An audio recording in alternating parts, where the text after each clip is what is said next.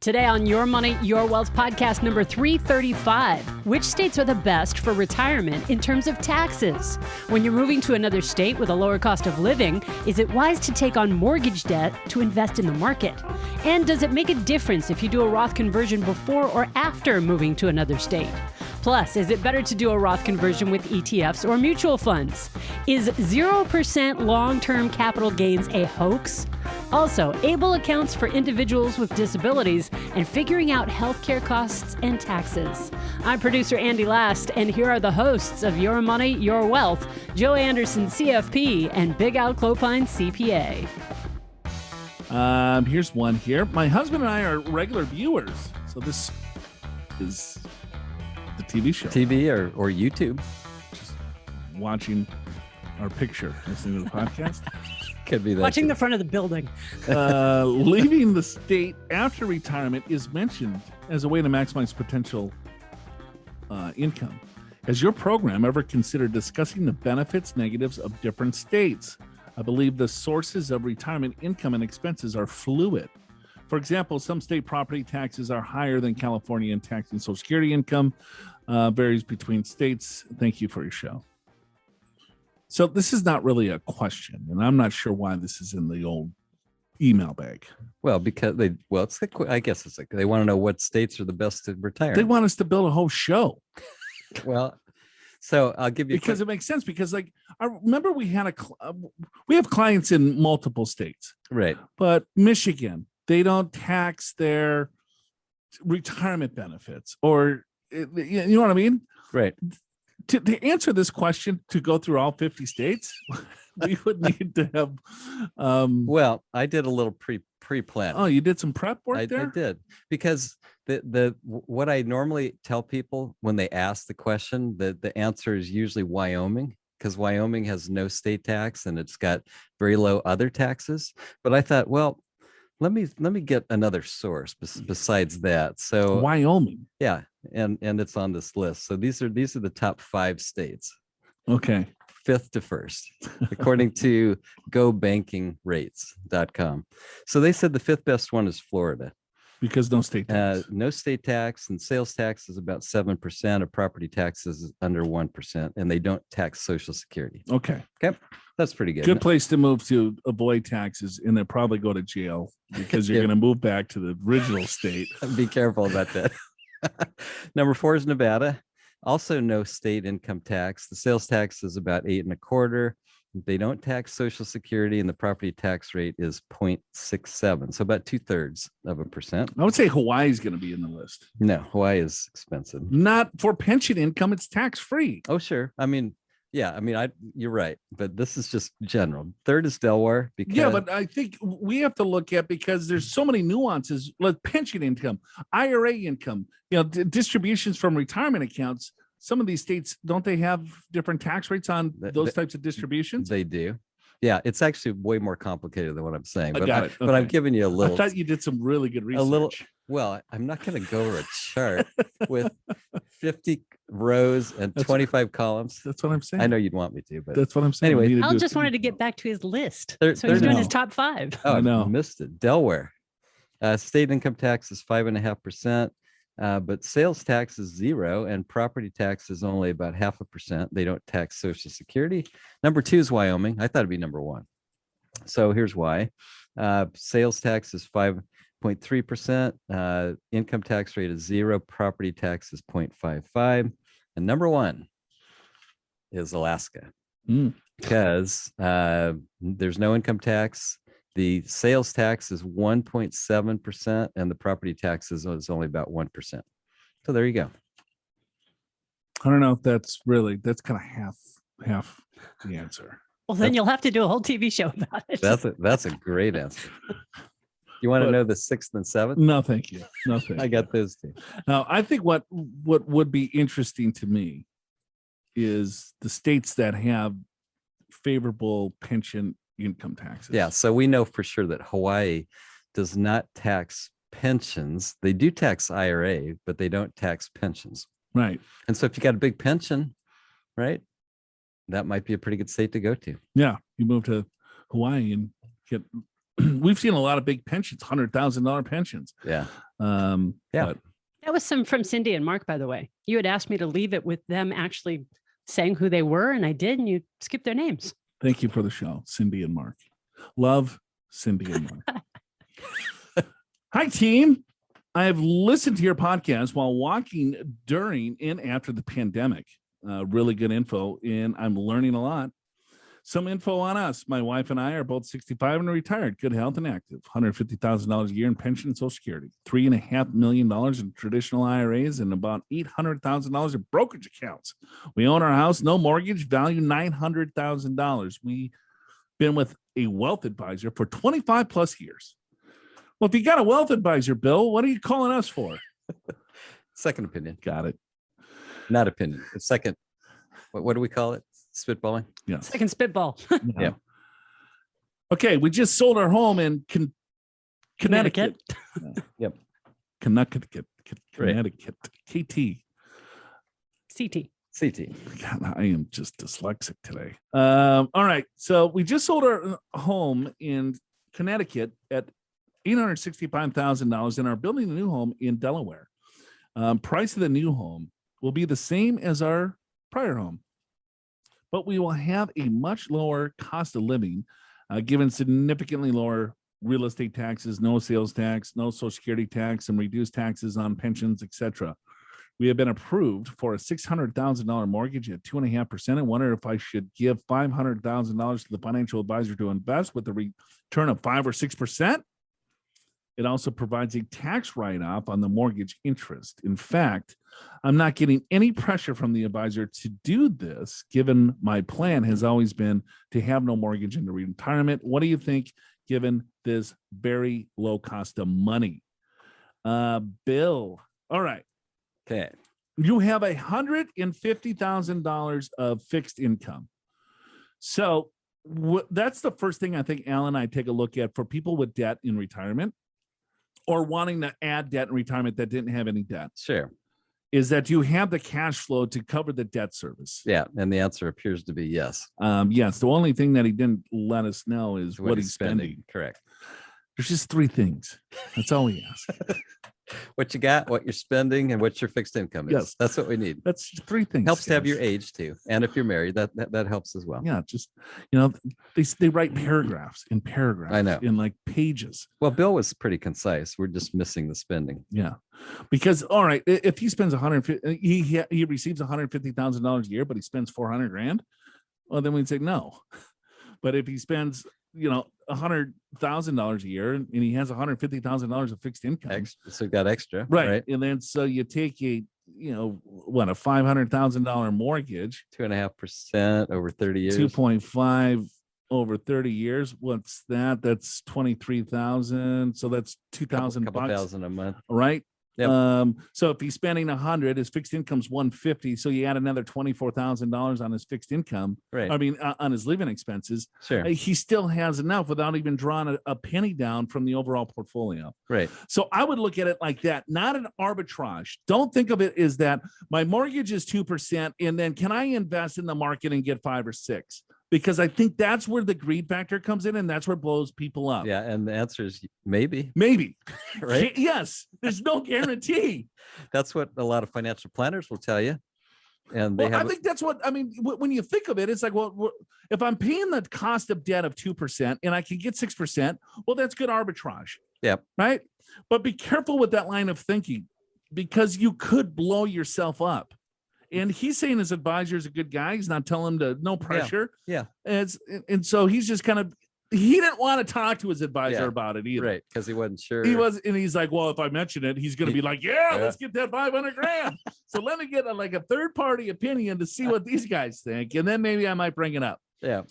I don't think you need to take on the additional risk. You already got $3.5 million that you're not necessarily spending. Yeah. Plus all that fixed income. Right. Plus you got all the money in the brokerage. You got, the only thing that I would do with that $500,000 would create liquidity for me to convert some of this $3.4 million out, because the time he reaches 73 or 72 with $150,000 of fixed income, plus another $130,000, maybe $150,000 of RMD on top of the 120. I mean, he could blow his tax wide open. That extra liquidity could help pay for some of the taxes, by doing conversions. That's the only reason that I would do it. Otherwise, I'd be debt free. That's a really good idea, because 7 years of doing that, and then by the time he's 72, his RMDs will be so high he can basically get that mortgage paid off pretty quickly. Right, because the RMD is going to kick out the money anyway. Right. And then when it kicks out the money, you're either going to put it into a brokerage account or your savings account. Why don't you just take the excess income from the RMD and just pay off your mortgage then? Yeah, I like that too. That's a better way to look at it than arbitrage, which is never guaranteed. And by the way, it's also a personal. It depends upon what you're feeling about mortgages and debt and retirement. If you don't want a mortgage, then don't have one. Greg writes in from beautiful wine country, Temecula, California. Big Al, Little Joe. My wife and I have $900K in our 401ks and $200,000 in our Roths. I love it how they call me Little Joe. They just think it's so funny. It is pretty funny. I'm 50 and plan on retiring at 60. And we'll be moving out of California to a state with no income tax. Oh, great. Al's got a list for you. Let's see what Alaska is where you need to go. Wyoming. Or Wyoming. Yeah. We will continue to max out our 401k and backdoor the Roth until I retire. Is it better for us to start to convert the 401ks to Roth now or wait until we move out of California? We're in the 24% federal tax bracket, 9% state bracket. I'll be using the money from my brokerage account for the conversion. Thanks. All right. So what do you think? He's moving to a no state income tax state. Does he wait 10 years to do the conversions, or does he convert now? Yeah, because if he converts now, he's got to pay an extra 9%, 9.3 to be exact, to California. So let's call it, do you pay 35% today? Yeah. State and federal.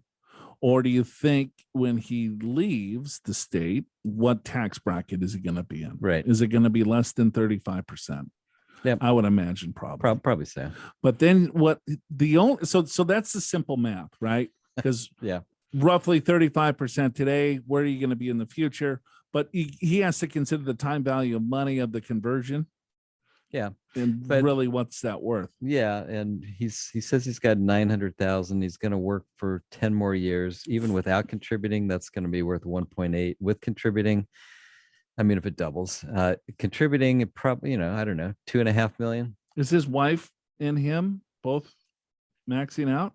We will continue to max out the 401ks. So maybe, okay. So put in 50, add 50 to per year, 900,000 for 10 years. He's probably going to end up with 3 million, I'm guessing. 7%. What the hell? $50,000 savings per year. Yeah. 2.5. 2.5. Okay. So 2.5, the RMD on that would be roughly 4%. So we'll call that 100,000. Mm-hmm. So that's your income then. We don't know what your income is now, other than you're in the 24% bracket. And as a married couple, that would imply that your income is over 172,000, actually over 200,000 when you take into account the standard deduction. So yeah, $100,000.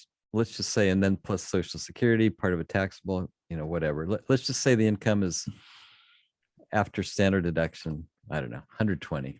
Will probably be in what will be the 25% bracket, I'm guessing.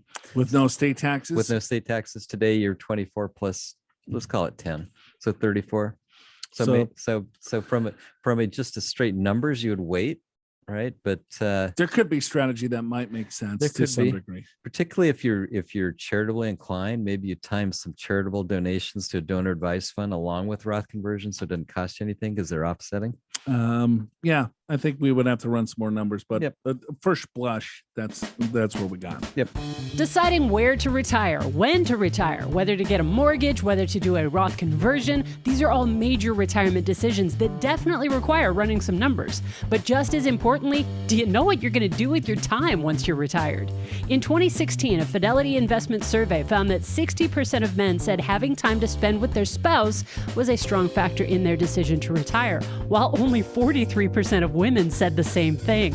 Now make sure that you are on the same page with your spouse. Download the Retirement Lifestyles Guide from the podcast show notes at yourmoneyyourwealth.com to get some insight, suggestions, and ideas to make the most of your lifestyle, growth, health, and relationships in retirement. This is what Joe likes to call the softer side of retirement. Click the link in the description of today's episode in your podcast app to download the Retirement Lifestyles Guide for free. And if you've got money questions or lifestyle questions, click Click Ask Joe and Big Al on air in the podcast show notes and send them in as a voice message, which get top priority, or as an email. All right, we got Nancy from Santee writes in, when doing a Roth conversion from an IRA account, is it more beneficial to convert ETFs versus mutual funds, or does it not make a difference one way or the other? Nancy, doesn't make a difference one way or another. So if you have ETFs and mutual funds inside an IRA account, you can convert those ETF shares or mutual funds into the Roth IRA, and then just pay tax on whatever the dollar figure is the following year. So you can directly kind of convert those shares. So we like ETFs, we like mutual funds. So you probably want to have the ETF or mutual fund that is maybe a little bit more aggressive or volatile in the Roth, just to take advantage of the tax-free rate over the long term, that you'll probably get a little bit more growth out of those types of funds. But I don't think it makes a difference to you, Al. No, it doesn't make a difference at all. And you are right. I think people don't necessarily realize this because they put similar investments in all of their accounts. But if you think about it, you'd want your highest expected return in the Roth because you get rewarded for that. You pay no tax on that. So what's the highest return asset? Well, stocks over bonds. Stocks will generally earn more, not every year, but in general, they'll earn more than bonds. And certain kinds of stocks over the long term tend to earn more than others, like smaller companies and value.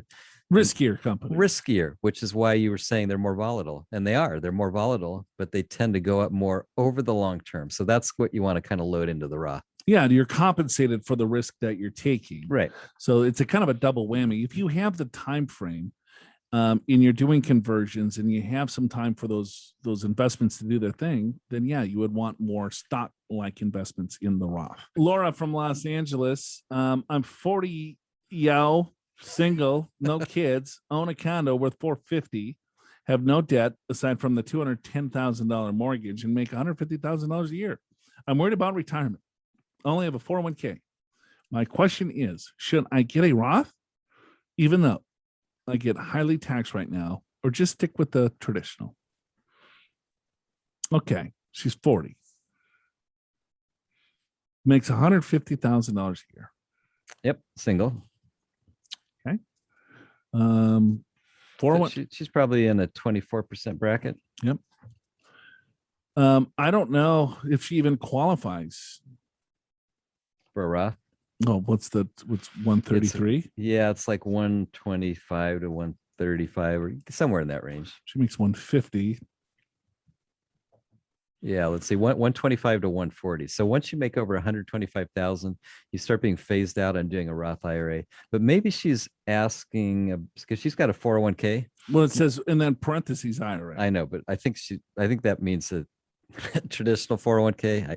Maybe there's a Roth option in the 401k. So let's answer that question first, because if she's just trying to do a regular Roth IRA, she would probably not qualify because her income's too high, or at least couldn't do a full one. Mm-hmm. But if she has a Roth option in her 401k, she can do that. Is that a good idea?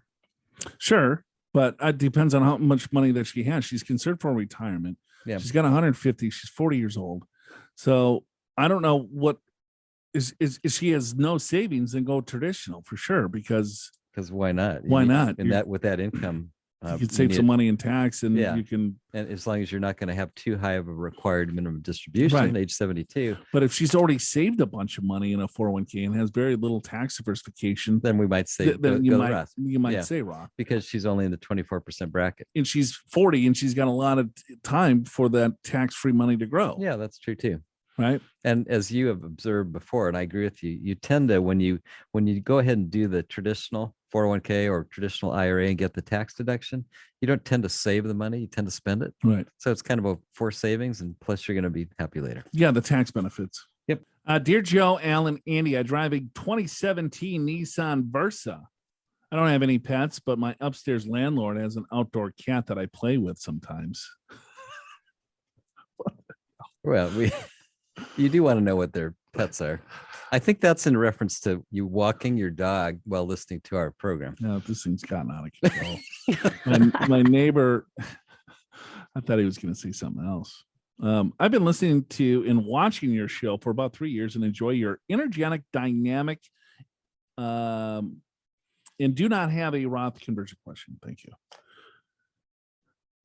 3 years and enjoy your energetic dynamic, comma. It's kind of interesting. Yeah, way to state missing a noun or something. Yes. I think he meant energetic dynamic banter. I'll throw in that word. Great, thanks. I'm questioning if I got the 0% long-term capital gains rate, or is it a hoax, or I didn't qualify. I've been filing my own taxes since high school because I think it's been simple enough to do on my own, and hopefully I've been doing them correctly for decades. 3 years ago was the first time when I used an online site that had me fill in the fields, but not the 1040 form or schedules. And I used the same tax website this year. Last year was the first time I sold some stocks in a taxable account and received the corresponding 1099 forms. Upon looking at the 1099s, I freaked out because I didn't know what all the pages meant, and I didn't want to go to prison for tax evasion. So I went to a tax preparer for the first time. The tax preparer filled my federal and state tax returns and answered my questions about the forms and collected her service fee. She told me she'd left breadcrumbs for me and to go home and do the taxes on my own to compare her results with my results. We got the same results, but I'm questioning why we had to enter long-term capital gain amounts from the Schedule D to line 7 on the Form 1040. I'm doing that. Wouldn't I be taxed even if I qualified for a 0% if I was under $40,000 of taxable income? Yeah, boy.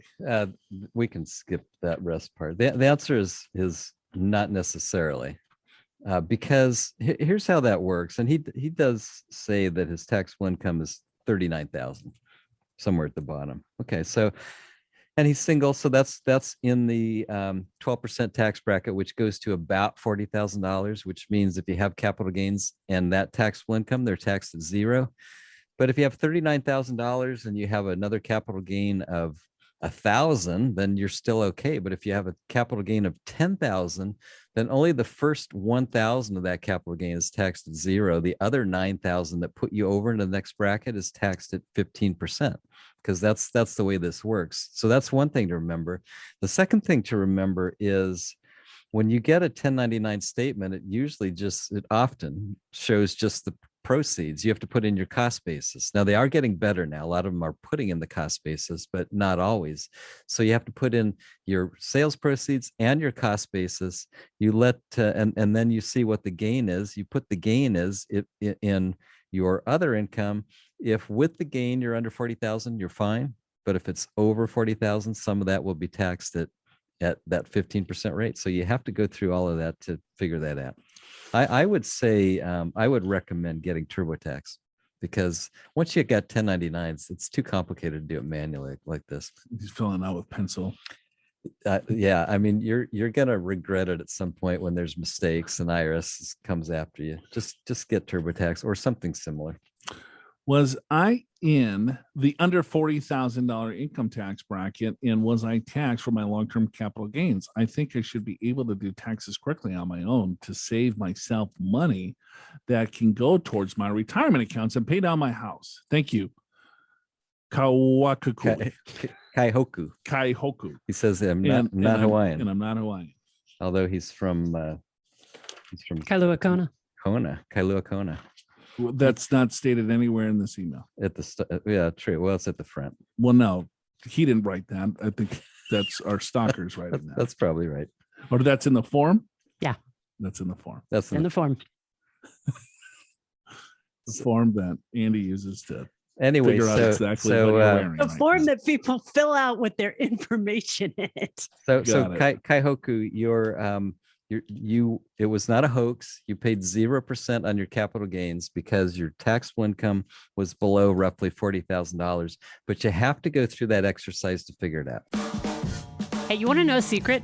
Joe and Big Al do not know all of these ranges and limits and rules off the top of their heads, and you don't have to either. Get yourself a copy of the 2021 Key Financial Data Guide from the podcast show notes at yourmoneyyourwealth.com and use the exact same guide the fellas use. See at a glance the 2021 tax brackets and capital gains tax rates, retirement plan contribution limits, taxation on Social Security, Medicare premiums, and more credits, deductions, exemptions, distributions, and exclusions than you can shake a stick at. Click the link in the description of today's episode in your favorite podcast app to download the 2021 Key Financial Data Guide for free and have it ready anytime you want to impress your friends with your encyclopedically nerdy financial knowledge. Hello, in a nutshell, I have two 401ks I rolled into annuities. One at 500 or 52K 4 years ago, and the other 73K about a year ago. $100,000 in B of A checking, $750,000 in cash. I have no debt worth mentioning, in a healthy hate for it. All right. Credit cards paid monthly. Stuck in rental till market changes, with average cost of living at $3,000 or $4,000 a month. No children that I know of. He even has good. that icon. I know. Oh, yeah. very, very good. Yep. I was doing a little emoji. Yeah. Yep. 53 years old since May, in good health. Job vanished a year ago due to COVID, and usually in the $100,000 to $125,000 income range. I have state insurance, but nothing toward a long-term care insurance. Jobs are being tight on income offering and anticipate lesser earnings when I go back to work. Not that I really want to for a couple of years. I could really use some direction at this point, and most that I speak with tend to be rather vague in direction. What do you think? I look forward to hearing from you. Tell them what to do. What the? Are you kidding me? It's like, yeah, I'm really looking forward to you. And most people are vague. Well, if this is how you're asking for financial advice, you should. What's the question? There's no question. Other than what should I do? You know, got no kids. Well, 53, chilling. He's got, I don't know, 750, 100,000, 850. And he's 53. He's got what, $900,000. Yeah. Right. He spends $4,000 a month, $50,000 a year. So 50,000 into 900,000 is roughly what, five and a half, call it. So he's taking 5.5 out of his money, out of his nest egg. Yeah. 750 of it's in cash that's not growing. So if you're taking 5.5% out of your nest egg at age 53, and your nest egg is not growing at all because it's in cash, you're going to deplete your overall nest egg in 20, 15 years. So I'm going to tell you what to do. Actually, get on the job search right away. He's like, well, everyone's just giving me vague information. No one's helping. So I would say, I don't know what you do. I guess this is Sean at Carlsbad. Sean, I don't really know what you do, but if you have to take a little bit less to rebuild back up, go for it. Here's my advice. Don't buy any more annuities, right? Invest the cash. Invest the cash in a globally diversified portfolio that's low in cost. Make sure that, you have the right allocation given your appetite for risk. But I would say at age 53, it's probably at least 60% in the stock market. Right. I would then say, if you're spending $48,000 and you're used to spending $100,000, who cares? Find a job that you enjoy making 50 grand so you don't touch your nest egg. So let the nest egg then grow over the next 10 years. So now that 900,000 is worth 1.8 million. Yeah. And at that point, you're 62 years old. And you're used to spending 50, so you can gravitate to retirement. Yeah. And then you quit your job, and then you start living off your investments, claim your Social Security whenever. You're in good health. Maybe you push that out to age 70. Now your $50,000 spending today in 10 years is probably going to be about $70,000, but you have $1.8 million. 70,000 into 1.8 is, yeah, call it less than 3. Yeah, well, 3.8. Oh, okay. Okay. But at 62, Then you got to bridge the gap to Social Security at age 67 to age 70. I think, right? If you're making 100 to 125,000, your Social Security is probably at least 25, 30 grand. Yeah. Right. So now your shortfall is 30 grand that you have to pull from. Yeah. And you're in great shape. Yep. So I think we both said a similar thing, which is you need to get a job. Get a job. Don't take $4,000 a month at 53 from your overall portfolio. Make 50 grand, 40 grand. Then you're covering your nut without dipping into the nest egg. Invest in nest egg. Don't buy product. You bought 2 annuities already. They're probably fixed index annuities given the brand, right? So you're going to these, you're asking for advice from the wrong people. You're only giving them snippets of what you're thinking, and then you're getting sold product. That is the whole issue, the problem, right? Yeah. What do you want to do?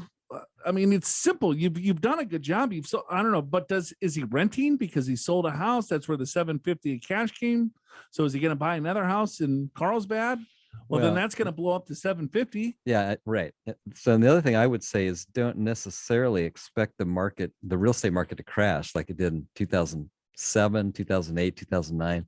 I can tell you in my lifetime, and Sean, I'm a little older than you. This has only happened once in my lifetime where property has actually gone down in value in Southern California to any great degree.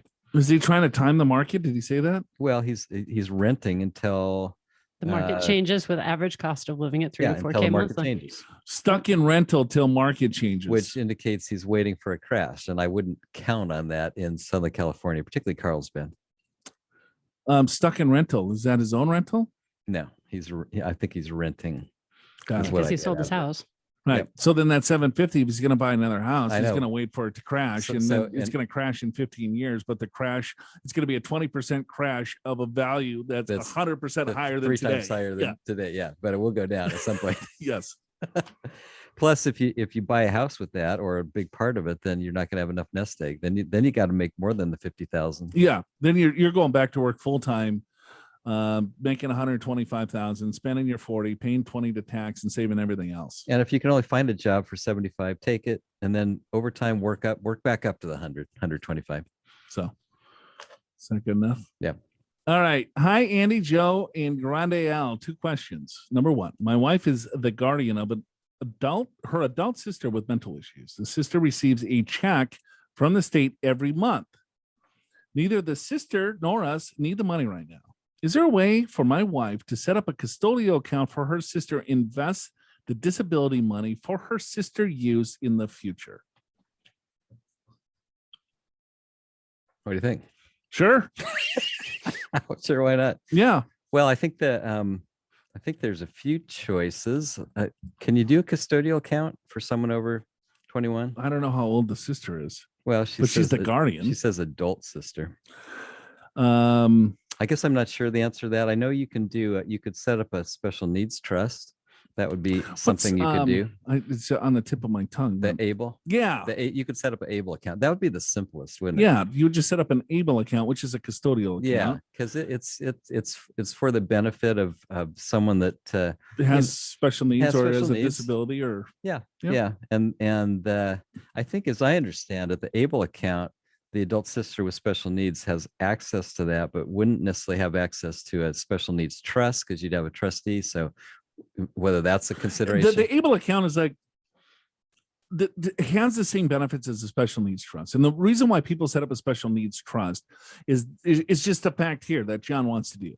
John wants to put money, cash aside for an individual that will need care, but there's limits on how much Social Security that someone can receive depending on assets and income that individual has, right? If the individual has too much income or assets, then they're going to reduce the overall Social Security benefits, the disability benefits. Right. Yeah. So they put it in a special needs trust to allow them to continue to get their Social Security benefits. And I'm sure there's a lot more to this. I've never really, I'm not an attorney and I don't draft these. I'm just giving you a very high level. Yes. The ABLE account is the same thing, but a lot cheaper. You can put the money into the ABLE account. It avoids the the testing for Social Security benefits. So right, but then there's upper limits on those if you're getting Social Security disability. I think it's 100,000 if I'm not mistaken. All right. I drive a 2016 blue Nissan Altima, and she drives a 2012 silver Toyota Camry. We have 2 dogs, a yellow lab and a black and white mutt. I've got a little pictures of Cookie and May. Yeah, Very under the table. Yeah, very cute. Number 2, a YouTube video about the ETF QYLD showed up in my feed that I knew nothing about. Short story is this ETF acts like a covered call and I get part of the proceeds. The narrator said you can have big gains and horrible losses, and the taxes on the gains can be high as 60%. Al, what a tax bomb would happen to me if I put this in my Roth. I know you cannot give personal advice, but maybe a scenario. Well, I think what he's talking about is if you just own it outside of your retirement account, then 60% is taxed at short-term capital gains and 40% is taxed at long-term capital gains. I think that's how it works. Whether you can put that investment in a Roth or not, I mean, I think generally you can, but it's covered call is an option, and some options are tied in with margin loans, and you can't have a margin loan inside a retirement account. So I don't know enough about this fund, but that would be my only caution on that one. Very well answered, Big Al. Yeah, thought out. Kevin from Forney, Texas. Forney, Texas. Been to Forney? No, never been to Forney. Ever heard of Forney? Nope. Howdy, guys. Well, that sounds Texan, doesn't it? Howdy, right back, Kevin from Forney. I know you are tired of Roth IRA questions. So my 3 questions are about HSAs. Oh, this is going to be interesting. Yeah, that's even more interesting than Roth. This is going to be just riveting. All right. Health savings accounts, by the way. Oh, boy. Okay, we have accumulated over $30,000 in medical debt during this year. Ooh, sorry to hear about that. The only silver lining is, number 1, we are in a strong financial situation. And number 2, we will be able to itemize our deductions this year because of the medical debt, mortgage interest, property taxes, and up to well over are added up to well over the standard deduction. Here are my HSA questions.